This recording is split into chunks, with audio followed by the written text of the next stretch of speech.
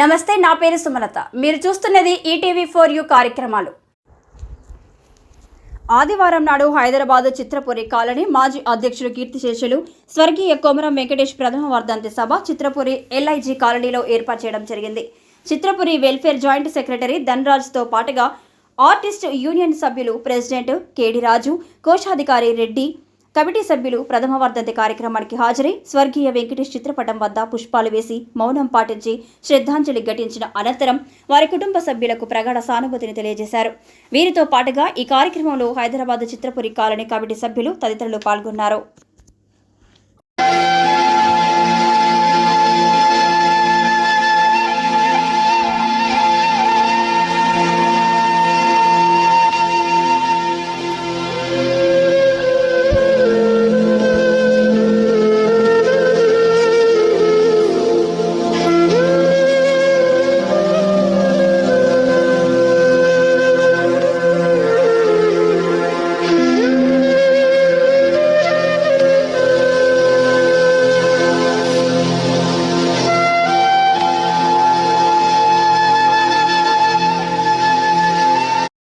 ప్రత్యేక వార్తా కథనాల కోసం చూస్తూనే ఉండండి మీ ఈటీవీ4U ఛానల్.